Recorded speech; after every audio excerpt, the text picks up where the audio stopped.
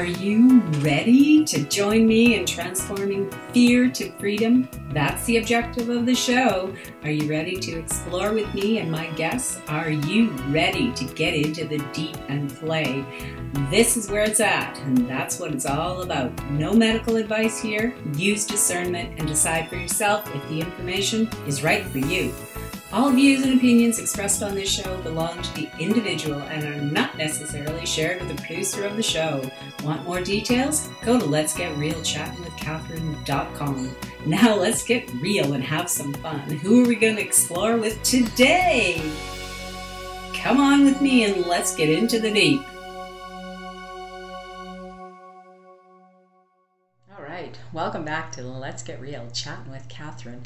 Today my guest is Angela Ditch, and she is the author of a new series of books called Body Ascension Series, and the book one is just coming out. It's called Avatar Anatomy, and so this is going to be a very interesting discussion about how she came to writing these books. Her biography is on Let's Get Real Chattin with Catherine. If you go to the guest page, you'll find her biography and information. She calls herself an author and a transformation facilitator.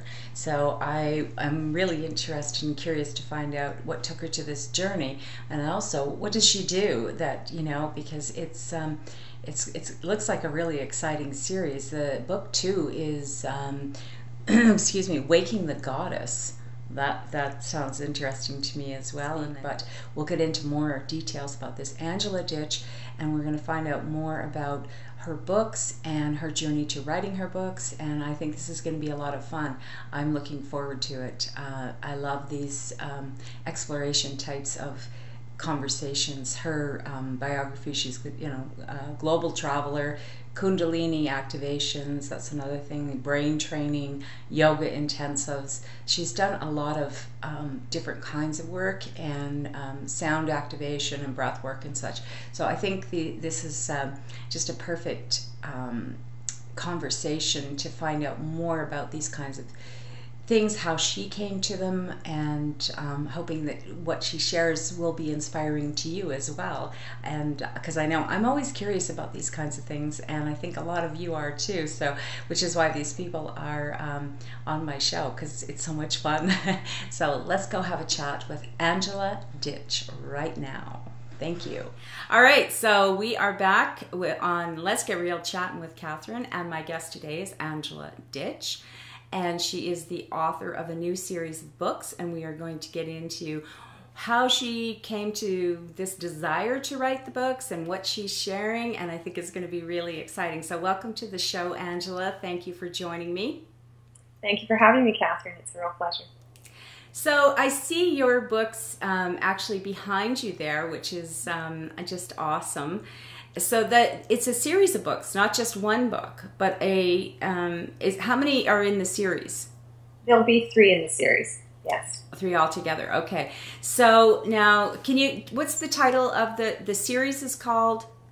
The series is Body Ascension. Body Ascension, and then each individual one obviously has its own title. And the first one that's coming out is Avatar Anatomy. Avatar Anatomy, I love that.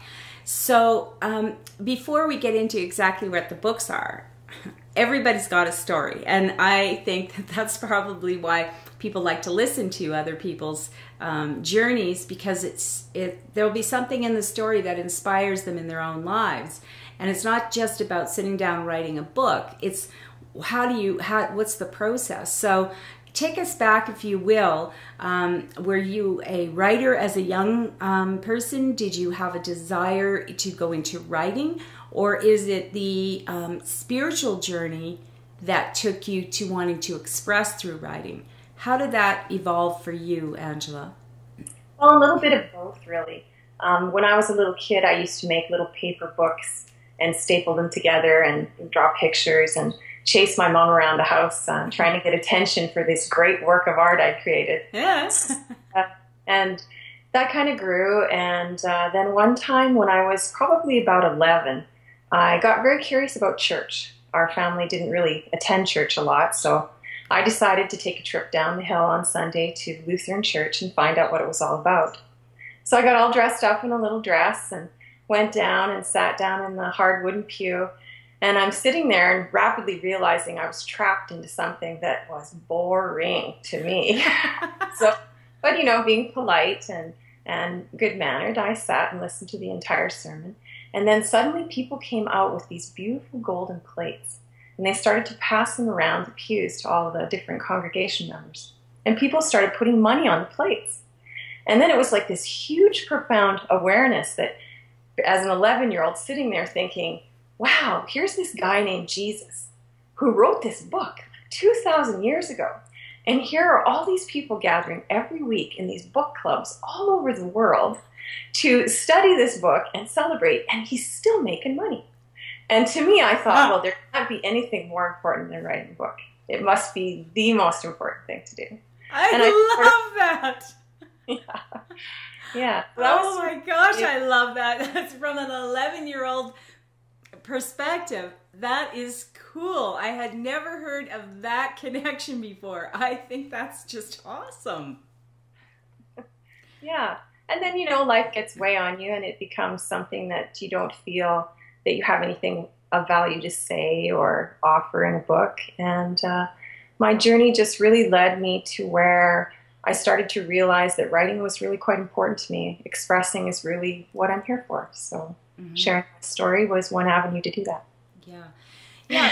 For some people, there's, it's interesting because writing is a big part of my life too. And I've always written since I was young. And I remember too having a sort of epiphany. I wrote a composition for, I think it was grade 7 or 8. And I used the word mar that I was talking, it was a little story about an accident or something, and the girl's face was marred. And that was the word I used. And my teacher had circled the word. And of course, when I saw the red circle on the word, I thought it was a mistake, of course, that I'd made. But no, it was the first time I'd ever seen on a paper I wrote a teacher exclaiming that she was so impressed that I had chosen this word that wasn't in our common language at the time. It wasn't something that we were all using every day. And so when I saw the red circle and then her great compliment, like it wasn't even, I think it was just something like excellent with an exclamation mark or something, where I was used to seeing any red mark on a page meant you'd made a mistake, a spelling mistake, or it was wrong, or somehow you were wrong. So here I was seeing red, and it was a good thing. And it was a real turning point. And I really recognized the power of words at that point, how magical they could be using a word that was, and it's very interesting because when we have that desire to express, it can come out in many ways, in painting and writing, in different things. But some people will, sort of make a conscious decision that, like your 11-year-old, I want to make some money, and so I'm going to write a book. If I write a book, I can sell it and whatever. But they're not writers. They don't have that connection to the words, like that's not their passion. And when you have a passion, the fact that yes, money, an exchange of energy will happen naturally from your sharing. It's a different kind of book, and books have a different kind of energy when you come from that place. Yes. So when you decided to sit down and share the anatomy, avatar anatomy, was it how sometimes you hear about people having writer's block? Did you experience that, or was it just a free flow of this had to pour out of you? No, it was a real impulse knowing that I needed to write it. So I actually took 4 months and went to Sedona and thought I'll take this 4-month chunk of time and write. And I literally did everything but write for the first couple of months I was there. And then I met a really great coach, and he really shared with me the essence of what was coming through for me. So basically his theory is that the book itself vibrates at a rate of about 100,000 words an hour because it's already formed. Yes. And it just has to come through. Yes. And so his method was to teach me to write fast enough that I could bypass my left brain, editing it on the way in, but also be able to capture this flow coming through. And as soon as I was trained in that method, the book literally poured out onto the pages. In a day and a half, 30,000 words were in my computer. Wow. And from that came a bulk of the book. Wow. What's interesting to me about that is that someone has figured out a way to train people that way. Because from my experience, when I was writing my first book that I published is a biography of a Roman Catholic priest, and it was his story. And I researched and so forth, and I was a very reluctant writer. I didn't really feel like, I felt there was somebody probably better that could tell his story, because it was, a long span of time, and there was so much information and so much to research. But when it finally, when Spirit kind of flipped my switch, when I had finally the understanding of why I was writing the book, it was exactly like that. The book was already written. It was just me flowing it out. And I was writing it from his point, as if I was him. And when it was a very interesting process, because when it was finished, I sent him the first draft. He read it and he cried like a baby. And he said to me, I can tell when it's you, and I can tell when it's me. It's me. It's my voice. You're writing in my voice, and that is Spirit working through you, right? And so, is that the kind of experience for you? Just sort of like the words are coming, and you're not even like, it's not your normal word. It's just flowing. Absolutely. In the workshop I initially did with Tom in Sedona, the words were coming through at a rate of about 650 to 1,100 words every 15 minutes. And so you're writing, and in the back of your mind, you're thinking, wow, a lot of this is actually going to be crap. This is like, there's not going to be value in a lot of these words. Mm-hmm. And Tom just kept encouraging me, just wait till you get a chance to read it. And what really happens is that your mind doesn't catch more than about 30% of what comes through. But as those words are flowing out onto the page, you're actually having these aha moments. It's like you're chasing the words. You're in the flow with the words, and these, profound ways of putting things, and, realizations that you hadn't had before about what you're writing. It's an exciting adventure to be able to be on that flow. Yeah. And so as you were, so the whole process was part of, for you, but also for in sharing with the rest of us in print. But so were you handwriting or typing? I was typing. That's very cool. I like that. So you went to Sedona. Why Sedona? Sedona has been a touchstone for me for years. I've probably spent almost 6 months a year there now for the past 6-7 years. But did you go there to write, or had you been there before and then it called you back, or how like, because Sedona is, I know there's a lot of people who hear about Sedona now, but years ago maybe not so much. So why there? How did it come onto your radar, let's say? Well, back in 2007, my partner and I at the time, we had an organic farm here in Grand Prairie. And we decided to sell and have an auction and just pull up stakes and go traveling. And so as that process was happening, I was leaving a long career and decided that I needed a week to myself, a nice vacation. And so I just typed into Google, pampering spa vacation. And up came the Miamo Spa in Sedona. And beautiful, decadent, amazing spa at the Enchantment Resort. And I didn't actually end up going there, but the search led me to more things in Sedona. And you know how it is in synchronicity, once something comes up for you, it comes up everywhere. Yeah. So it was magazine articles and brochures and travel things just kept saying Sedona, Sedona, Sedona. And so I booked a little over a week. One of my sisters and I went down, and I did a soul adventure down there, actually. So this was a pre-planned menu of different types of sessions, from body work to intuitive readings to breath and sound, for a week, astrology, different things. And I bet I was in Sedona 2 hours, and I knew I was home. It was just, it's an incredible transformative energy that takes synchronicity and amps it up. It's just exponential. Everywhere you go, amazing, amazing gifts happen. It's a phenomenal place. Yeah. I've heard from many people that about the energy there, that it's really something powerful. So, but were you interested, so you were in Grand Prairie, Alberta, and doing an organic farm at that time. That was your lifestyle, and so you were already kind of grounded and connected to the earth. Yes, it was a hobby farm. It was more of a lifestyle than an actual business. So it was definitely something that we loved, the land, and we loved the gardening and growing the crops and whatnot. But we also had businesses and worked. Right, but there's right there, because I'm a gardener too, and when you put your hands in the soil, there is a connection. You feel it. It's not just get it done. It's a meditation. It's a connection. So you're already sort of into that, connecting energetically with the land. And so what I'm wondering is that because on your website, on the Let's Get Real Chattin with Catherine.com, your guest page profile, you list a lot of different modalities and such that you have explored.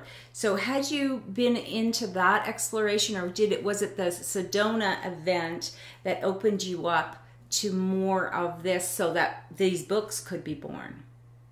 It was the Sedona event had a huge impact on me, for sure. All my life I've had a little voice in my head that's guided me. But I think I probably didn't understand it or took it for granted. Right. Going to Sedona was a huge opening for me. And the realization that my life was pivoting at that point and going down an entirely new path. And so it was a very, very profound week in my life to go there. So is this the kind of life event where everything prior to it, not that it didn't have meaning, but it becomes sort of, it's almost like that moment in life where your life completely changes because you have a whole new perspective. Everything that you thought was normal, expected, and so forth, changes so that it's now you're living in that place of, like you say, synchronicity and expecting, miracles around every corner. Like a total shift in did that happen in Sedona for you? I wouldn't describe it that way. I would say it was more like a huge puzzle piece landed in the picture. And once that puzzle piece was in, it made everything make sense. That to me feels more real than where a lot of times people say everything in my life changed and nothing that happened before didn't make sense, and I often wondered about that because everything is building to get you to where you are. So it's the things that you did before still have meaning. It's just how much meaning you want to give them. So it's nice. I think it's really a lot about perspective as well, because for most of my life, I lived in the perspective of my mind. What do I like? What do I not like? What am I afraid of? What am I moving towards? And then I came into the perspective of me, where I could actually witness what my mind was up to. And once you start switching perspectives, it becomes more holistic. And you start to realize that a lot of who you think you are is not you, but it's really just patterns and programs that are running on autopilot. And going to Sedona was really powerful for me. I had one particular session where I was on Wanda Zumalin's table. She's known as a medical intuitive, but she's just an incredibly connected being. Mm. And on her table, she had me doing some breath work. And my whole body opened up. And channels of energy just poured through. And the knowings and the understandings of what the world is about, and who I was and who the little voice was, they just flooded in, in that exploded kind of knowing where everything's just landed. And everything just made sense. So it was from your own experience then what do you feel about the books? I know they had to pour out, But there's two mindsets when you're a writer. Sometimes you write just for yourself and it's very therapeutic and it helps you to move on to other things and what have you. But when you write a book like this, Avatar Anatomy, I mean, as I was starting to say, was sometimes we write just for ourselves and sometimes we know this is information that needs to be shared or that wants to be shared. There's no urgency, but it's just this sense of you really feel like it wasn't just for you. And is that what happened to you? Absolutely. That's definitely what happened. And in fact, as my body mind, as I call it, my body mind, wherever it would come into a roadblock or resistance against being the writer or being the conduit for it, the pressure would just get more intense to write. And so then you realize that it's something that wants to come through. It's a perspective of really looking at yourself as your true divine essence, coming into a body, interfacing with the nervous system and the brain, and really spreading out and expressing through having this experience, and becoming to understand how we create our own lives and how powerful our presence is in the universe, really, through these bodies. It's quite remarkable. The more I learn and the more that comes through for information, it's a never-ending discovery of self, really, is what it is. And I guess I found for myself, like, my own journey is quite a story of a person being very contracted and fearful, walking through and jumping off psychological cliffs over and over and over again to really find that self. And I feel very blessed that my life afforded me to be able to try so many different modalities. And so I really just wanted to share that smorgasbord. Something in that book will touch somebody and hopefully inspire them to take a step towards themselves. And it might not be the exact modalities or steps that I took, or even the practices or anything, but it might be something that really calls them to really listen to that inner guidance of who they are. So in the books, are you, because I haven't had a chance to read the books yet, but is it a how-to book, or is it are you introducing all the different modalities that you did so that people can sort of get an idea of what different things are? Because I think that has great value today when there's so much available to help people in energy work and spirituality and opening up and so forth. But people sometimes think, well, I don't know. And, they're not, and they don't know what it is, like they don't know what Reiki is. They don't, even today, even though, it's so popular and there's so many people doing these things and learning them, there's a lot more people that still don't know. So can you give us an idea of what the purpose of the book is, or is it a novel? Is it It's my own story, so it's a lot about what I experienced through my lens. But I take people through the different experiences that I went through in the different modalities. There's a fair amount of information in there, especially related to yoga and Kundalini. But I go through neurobiofeedback brain training and yoga immersions and intuitive experiences and trainings, medical intuitive trainings. I go through travel, different sacred sites in the world, ayahuasca journeys. There's many white tantric meditation practices. Did you experience is it ayahuasca? Ayahuasca? Yes. It's a herb. Did you experience that yourself? Yes, I did. Wow, I've heard a lot of different people expressing that, and I don't think it's for the faint at heart. That's the impression I have. What was your experience with it? Well, I was never one who really enjoyed anything that put me out of control, so to speak. Mm-hmm. So I was surprised when my little voice, as I call it, started to repeat ayahuasca in my dreams and really call me toward it. And then synchronistically, I ended up in that opportunity. And it was one of the most profound experiences the first time that I did that. Very blissful, extreme heart opening. I talk in great detail about that in the book. And then I also went and traveled to South America and did some journeys for 10 days with some Sequoia shaman from Ecuador that traveled to Costa Rica. And we did 10 days of ceremonies in the jungle. and just absolutely profound. The ayahuasca is, at its base, it's a hallucinogenic substance, and it's mixed with other herbs to create this drink that opens up these senses for you. You stay fully present and clear. You don't feel off balance in any way, but the realms of different levels of perception open for you, and it's quite an experience. I'm told that ayahuasca will cure addictions. It's really quite a profound medicine. Really? Wow. There are people who really say, it's not something you do on your own. It's not something you need to have the right environment to experience something like that, because it's not like, what would I say, like a recreational type of thing where you're going to just try this and have, by yourself, have this experience. I think it sounds to me, I really don't know much about it, and that's why, when you mentioned it, I thought it was a good opportunity to share with people, that it sounds like it's a good idea to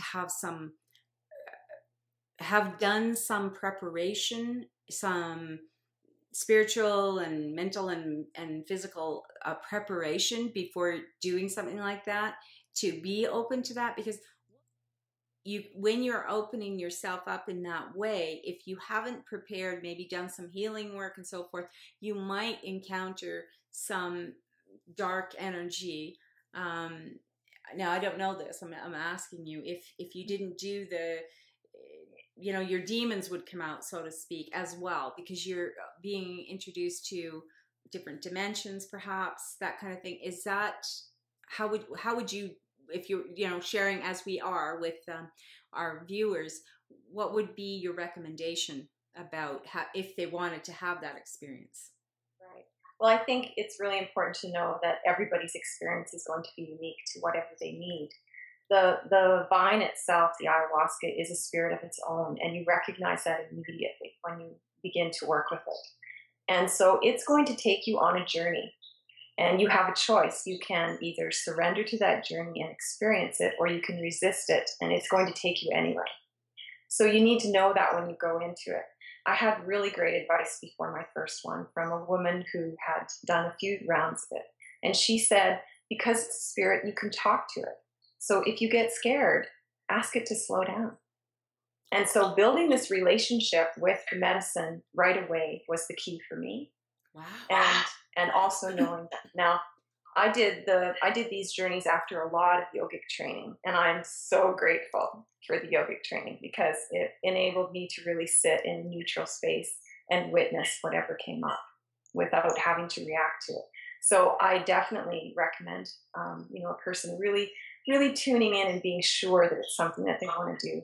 And I think it's really vital that people really check into who made the medicine and who's holding the space, because this is a powerful experience. And I felt so blessed to have been in the care of these 70-year-old, Sequoia shaman. They were like little joyful children, and they prayed over the medicine. They looked after us the entire time. And it's not something that you want to do without having done your own due diligence. You have to take responsibility for the experience. It's yours, but it will be what you need in that moment. Right. But okay, so we're talking about this spirit herb. Like I think I've heard that before, was that it's and that just brings us to the fact that the whole earth everything is a spiritual, everything has a presence, an essence of divinity. And so it's not really surprising. It's just that it sounds like with ayahuasca, is that how you say it? Okay, it's just that people are much more aware of it. It's the power of it, like it could be cinnamon, or it could be mint. It, has different essences that are healing and so forth. But in that particular case, with that one, it has this ability to help you to open into other than it being a joyful experience, What's the other reason for doing something like that? It really helps to clear out the demons, as you say. It really helps to clear the pathways in the body so that you can get more deeply involved in the body. Everything essentially really comes down to activating the Kundalini energy. You know, in every spiritual awakening of any kind, Kundalini energy is involved. And so in my own experience, I found that to be very much a part of what this spirit did for me. I didn't have the kinds of journeys that a lot of my friends talk about where they felt they traveled to other realms and dimensions. Mine was really a lot of teaching about the energy bodies and how you store information in your body.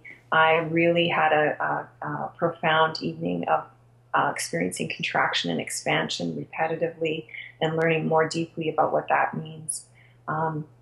My first experience with the medicine, it came into the house I was staying in 3 days before the ceremony. And in my journeys, I've really opened up my ability to sense and feel through my body energetics. And so curiously, I grabbed the bottle out of the back of the fridge and held it in my hands for about 15 minutes while I sat at the dining room table.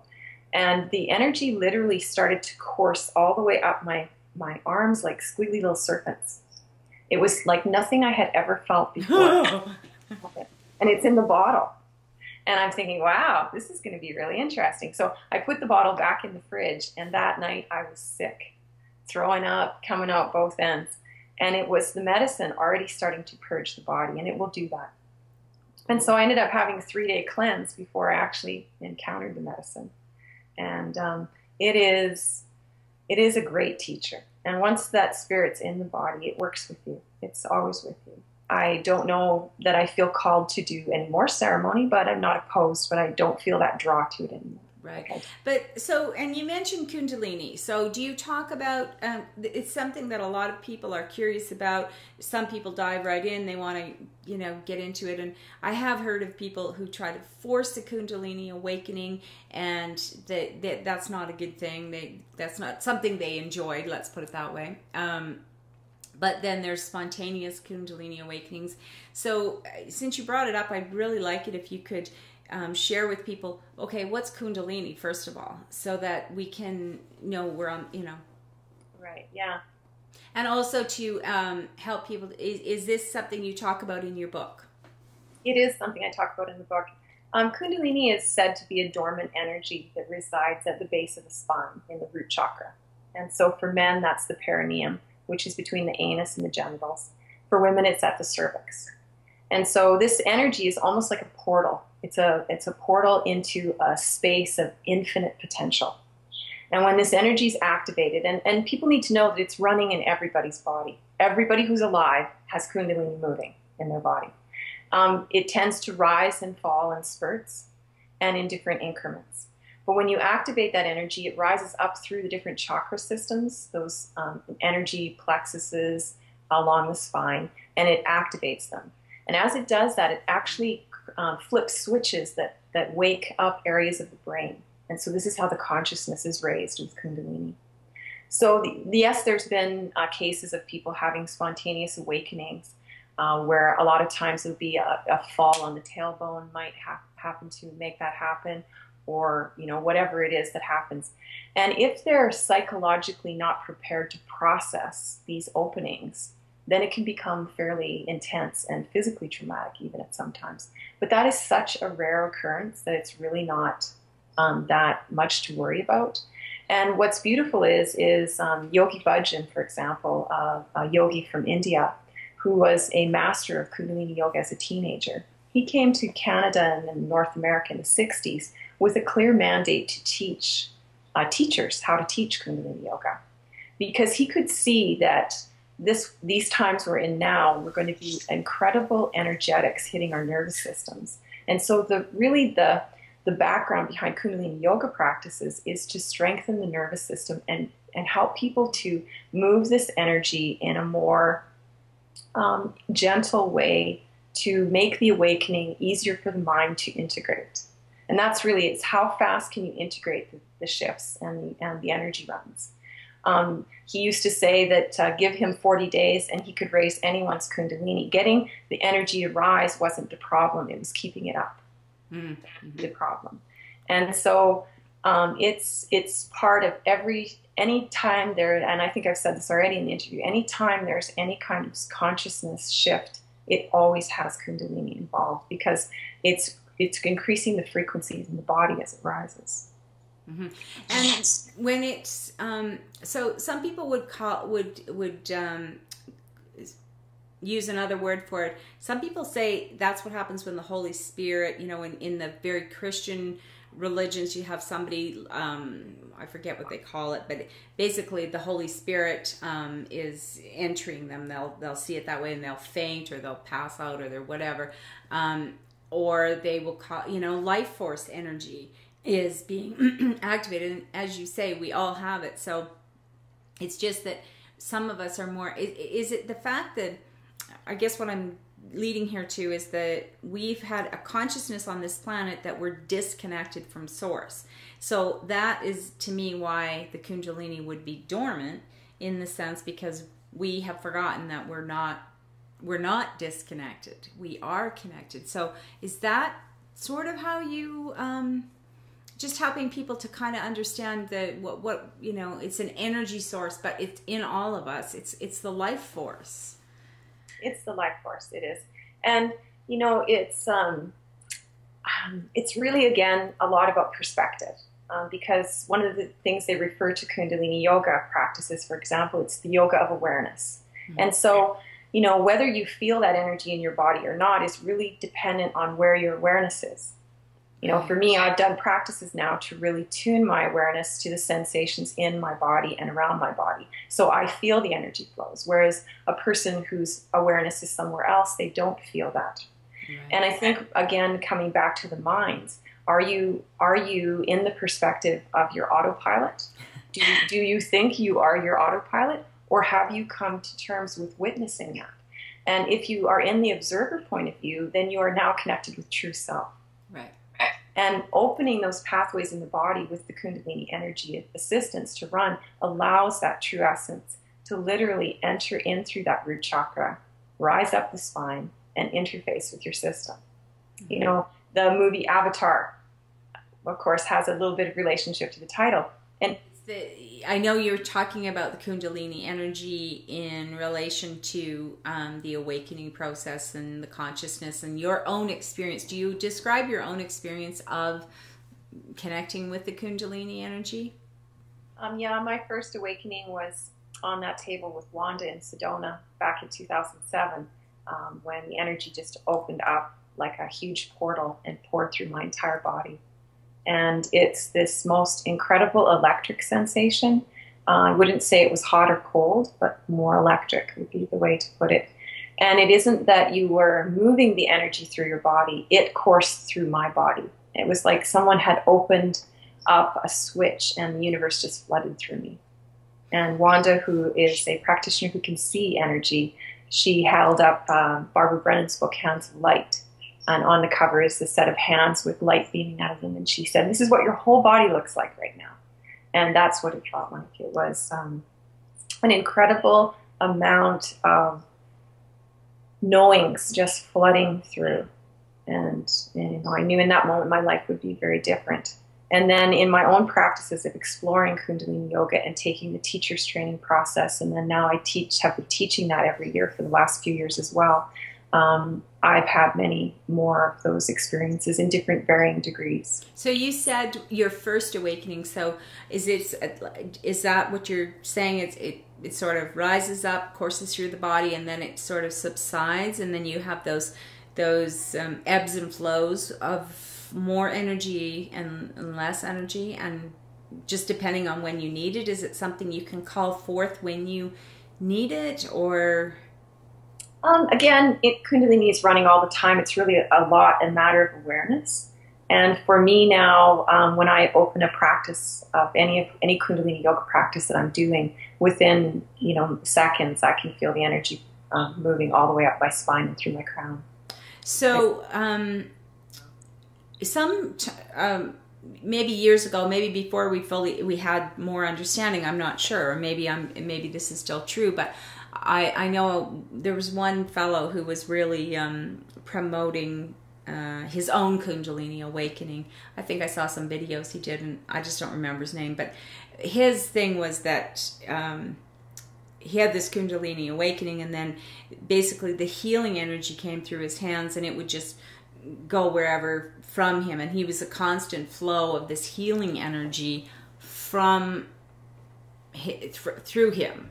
And so I just wondered if that is, would you say that's the energy that's working when someone's working with Reiki, or someone's working with as a healer, or is it dependent on whatever it wants to do? I mean, is it sort of, does it have its own agendas, let's say, or what it wants? Because the way he kind of made it sound was like, if somebody was in the room with him and they needed the healing, all they had to do was want it, and the Kundalini energy would just flow from him and into that other person. And I thought that didn't quite ring true for me, but I mean, maybe it is for him. Maybe that is what's happening. Yeah, I don't feel that I have enough personal experience to really be able to answer that, okay. Especially with regard to other modalities that I have no training or experience with myself. I can only really speak from my own experience in that realm. I think that, ultimately we're connected to one unified field of energy. Mm-hmm. At the very core quantum level, we're all one vibrating energy manifesting in different three-dimensional experiences as humans, right? And I think that when you open yourself up, your lens, if you want to call it your body as being a lens, when you open up your lens to be a conduit for something, then you can allow that energy to direct itself through you.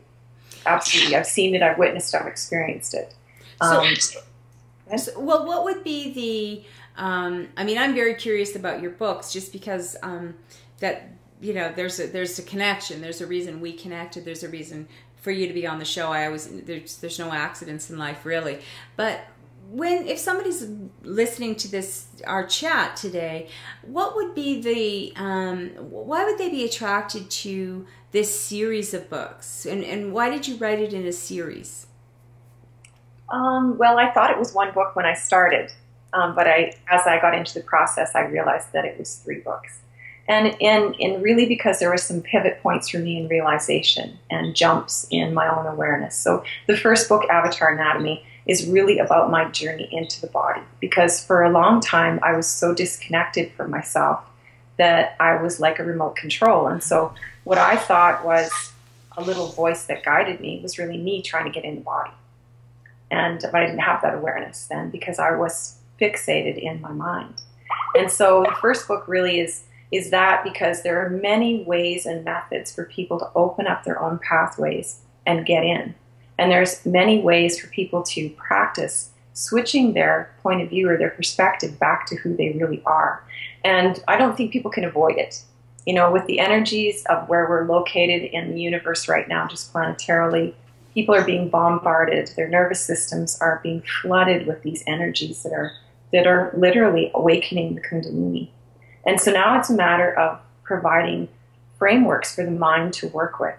And everything is just a lens. It doesn't matter what you're looking at. It's just a way to look at things. It's not one thing's not more right or another. It's just what fits for you. Right. Again, because I've been so blessed to be able to try so many things, I really wanted to be able to share with people different ways in which to perceive and get in the body. And I think that's the first step. And once you're there, then you really gain that trust and relaxation in who you are. You have less judgment for yourself, and then less judgment for others. There's more self-love and compassion for yourself and then others. And so from there you can begin to express through the body. And that's where the second book comes in, and it's called Waking the Goddess. And it's really more dealing with the Kundalini and the Shakti energy and the different channels inside, which are for creative and manifestation purposes. And then your interaction with other people, other experiences, ideas, and even intimate relationships. So it explores the sexual channels as well. And so then the third book is really more about what's actually shifting now that we're being bombarded with all of these energies. What's happening in the mind and how these avatars are transforming. And, some really interesting insights as to who we really are and why we're here. Right. And so I'm thinking that it is. Do you recommend people read them in order, or they're coming out that way anyway, right? The second and third book aren't finished yet. So yeah, okay, all right. So that's good. And the other thing some people aren't aware of the energy shifts on the planet. You know, there's a fair number of people who really are. They're really noticing the energy and how it's affecting us. And I'm just wondering if, you know, that would be someone saying, look, I don't know what this energy shifts are about. What would be a kind of, in your, you know, experience and people that you've talked to, what would be a sign for someone to be, if they're having a physical symptom, or is it, what would be something that could maybe trigger their awareness that it's time for them to look at the energy body? Or, and I guess why I'm saying it this way is, if life is sort of being hard, struggle, maybe you're dealing with lots of dis-ease in the body, or you know, discomfort or things like that, or things just don't seem to be working out, and you're thinking this is how it has to be. Like, my opinion is life doesn't have to be a struggle. It's just a mindset. So when I'm thinking, if someone's attracted to watching this, maybe there's something you could give them a little tip, or something that they could be sort of thinking, maybe this is the journey I want to awaken to. Maybe I want to understand that maybe by knowing this, I can have a better life. Would you think that would be, those are the sort of the questions a person might want to ask themselves? Yeah, I do. I think in my experience and in my travels, and especially of recent, what I notice is that I think everybody has woke up. I think there's a lot of people that are walking around rubbing their eyes, not really knowing what exactly has happened. And there's a lot of people closing their eyes going, no, I'm going back to sleep. But everybody's being affected, and they feel it in their dissatisfaction with the norm. I mean, this lifestyle of going to work to make money, to consume, to blah, blah, blah, blah, blah. I mean, everybody has ridden the economic wave enough now to know that this is a game you can't win. Yeah. And it doesn't make you happy. Right. So people are really looking for that. I mean, a lot of my clients now are oil field managers. They are owners of oil field companies. They come to me for deep breathwork practices. And what they say to me is, I just want a real relationship. I want to be authentic. People want to know who they are, and they want to feel comfortable. They're tired of feeling stressed when they walk in rooms and not knowing why. Yeah. And, you know, maybe a human design reading could tell them that their head centers and their emotional centers are open, so most of what they think and feel is actually everybody else's. Mm-hmm. If they understand that, they might be able to give themselves some compassion and not think that they're, you know, really struggling. I think people really need to recognize that our body minds, they do the best job they know how. People are always talking about the ego being the enemy, and it's not. The ego is this great tool that comes with this avatar, and it works off the programming we have. And let's face it, we all have some interesting programming. And our whole economy is geared towards ensuring that we have the programming that will create consumers. Yeah. I mean, literally, that's how it is. Yeah. So you have some things to witness and overcome. And it's not impossible to reprogram that.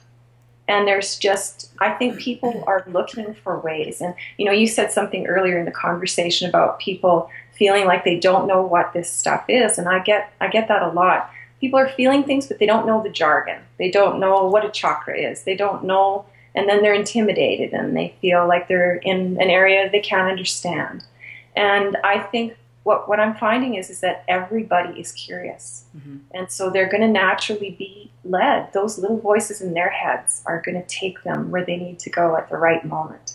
And for whatever reason, it feels like this story that I've been able to live is a way that you know, perhaps maybe somebody might be inspired to take a step toward themselves. Yeah, I think you hit on a really important point there, that, you know, it's just the language. We have different language now. Excuse me. I remember not that long ago, someone said to me, "Does that resonate with you?" And I thought they were nuts. I remember thinking, Are you kidding me? What are you talking about? Resonate. I thought of resonate was in musical instruments, or, it was just a word that in that context made no sense to me at all at that time. I mean, it's a few years ago, but just the same. Now, people use the word a lot. Some people mean it in the context. They'll say, does this resonate with you? Does it feel right to you? Are you getting a vibe on that? Where someone else will say, does that resonate with you? And that's not what they mean at all. What they really should be saying is, are you okay with that? Or is that acceptable to you? Or, because they're really talking to your mind, where someone else is talking to your body. Does it resonate with you? And so that's just a really good example of how that kind of language can be intimidating to people, because they think that, oh God, they're talking about that stuff again. I have no idea what that means. And I really think that it would be really empowering of us, the people that are sort of in the world of this kind of energy work and talking about it. It'd be really great if we could maybe find some bridges to use language that people can understand. It can be inclusive. I'm all about being inclusive. I think this exclusive stuff that's been marketed to us all the time, it's not working. We're just creating more boxes to put other people in, and being inclusive is what we really need at this time to, like you say, we're all connected, we're all part of it, and everybody doesn't have to do the journey exactly like you did. That's why people write books. Exactly. Well, and I think, too, that authenticity speaks louder than any word or any jargon. And so there are a lot of people who have great command of the terminology and can flower it up and say all kinds of things, but it hasn't really got any meaning. Right. And there's a person that's, standing at the grocery store that can say something plain and simple that has a depth and resonance that you can feel. And I think one of the reasons I love coming back to Grand Prairie and being here is because the community here is incredible. Mm-hmm. There is such a large undercurrent of base core people here who are deeply authentic. They want the real experience. They want deep connections. And they're everywhere in the world. Mm-hmm. But a lot of the places that you can go where this is the community there's actually a lot of superficiality in it. Mm-hmm. And so I agree. It's about really showing up and just listening and being present and realizing that everybody you encounter is your teacher. Mm-hmm. Everybody has an amazing story. Yeah, and I think you make a really good point too, that, for anyone watching this and listening and, listening to the other shows and the other guests I have on and so forth, I think it's really important to get that. Like, go with you. If you don't get all the language and whatever, go with your gut. If you're hearing something someone's saying and you're saying, oh, then don't. It's not for you. It doesn't mean they're wrong. It just means it's not for you, or not for you, not now, is another way to. Sometimes we need, to be spoon-fed.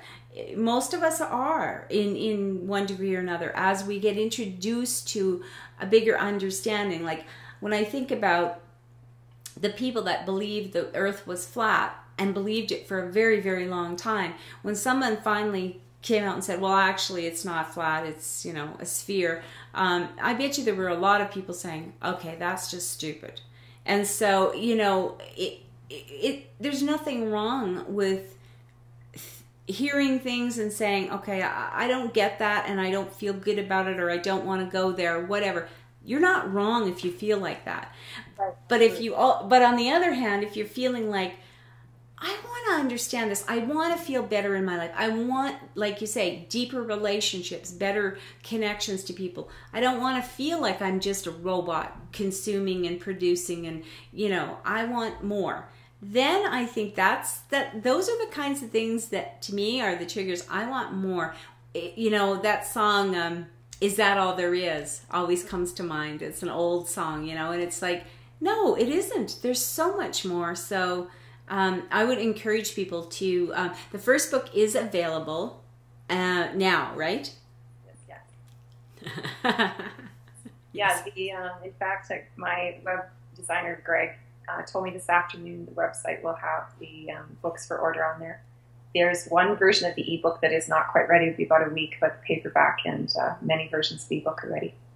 I have nothing against the ebook type thing, but I like a paper book in my hand. I like the energy that comes in that experience. It's just my thing. I'm a paper person. But also, so yes, I want to encourage people to go to Let's Get Real Chattin with Catherine.com, go to the guest link on the top, and then you can scroll through and find Angela Ditch, and then you will also see her book cover there, and you can click on that and get to her website to where you can order it. So is there anything else, any other messages or anything you want to share, Angela, before we conclude? I've really enjoyed this conversation. I have as well. I guess one of the things I'd really like to say is that in the Kundalini Yoga teachings, you always begin a class with a mantra, and the mantra is Om Namo Gurudev Namo. And it basically translates into, I bow to the divine teacher within. And I really, really encourage people, as you were just saying, to really trust their own inner knowing and know that everything is just a lens. And really just filter through what works for you and what doesn't, and really honor that. Yeah, I like that, and there again, if you don't, you don't feel like you believe in a God, or you don't believe in that you have this, it's fine. It's this is what I really want people to get. It's fine. You don't have to believe everything. It's not a trend. That's the other part. I remember back in the 60s, there was this sort of wave, and people said, oh, the flower power kids, and it was a trend, it was a fad, and it would go away. Well, it didn't go away because it's probably the most authentic way of understanding our experience, to understand we're not our bodies. It's our, and that's what when you use the word avatar, you are talking about that's the body, isn't it? That's right. It's the body. It's the vehicle we're in. Yes, but it's not us. It's just the one we chose to wear for this particular ride on the merry-go-round, as I like to say. And the mind thinks that, there's things wrong with it. The mind thinks it's inadequate or unworthy and all of these things. And if you can really allow yourself to begin practicing switching your perspective from the body-mind to who you really are watching the body-mind, then you slowly begin to realize there's nothing wrong with you. Yeah. You're an absolutely amazing being having a human experience with a body-mind that's running off programming, and the program is not hard to change. That's the key.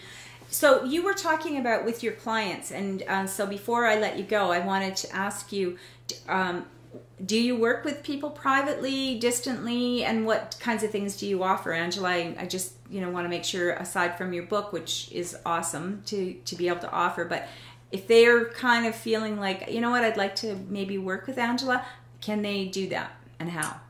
Yeah.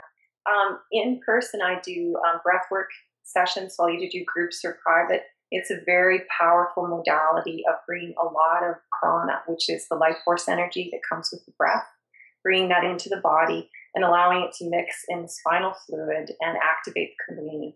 And that really helps to open the pathways in a very quick way and very monitored way. So I do a lot of that.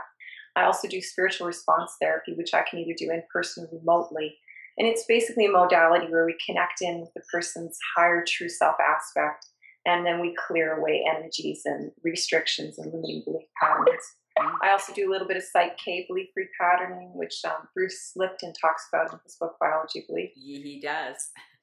Very powerful modality. And then I teach Kundalini immersions and do workshops, and also bring in other people that I've had the great honor of co-creating with to different places. I had Elijah Ray here, who's a very talented angelic musician, came up this September and did a sound workshop with the community. It just blew everybody away. And then I have Wanda Zumalin, who is the medical intuitive I was sharing. She's coming in May to Grand Prairie to teach medical intuitive training here. Oh, wow. Yeah. So that's already filling now, which is really great. So a lot of co-creative opportunities, and just really anything that comes up that will help you get a deeper sense of who you are to feel more comfortable in your body. Okay. And they can get all the information on how to work with you through the guest page, which takes them to your website, right?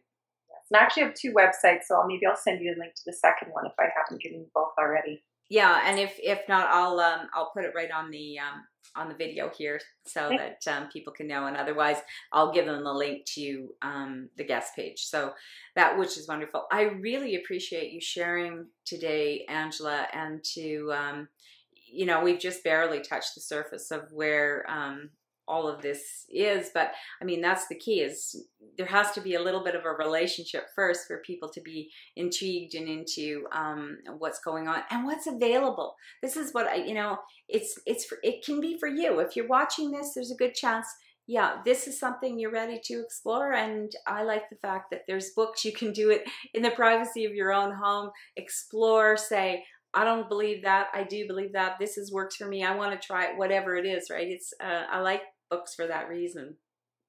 You know, it's a little bit different than diving right in to you know, a seminar or something with a bunch of people all around you and you're going, oh man, I'm in over my head. I mean, that's happened to me. It's like, oh, I do not like this, or it doesn't resonate with me.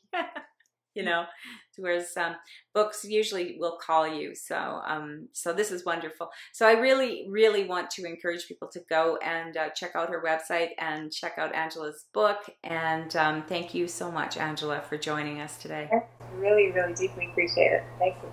You bet. Isn't that amazing? Thank you to my guests for sharing with us today. Thank you for watching. Feel free to share the link. You can join us for live shows by going to letsgetrealchattinwithcatherine.com and listen to the replays from the show page, preview guests, and explore links to our Facebook fan page, WordPress blog, and more. We are creating an exquisite world. Until next time, take care.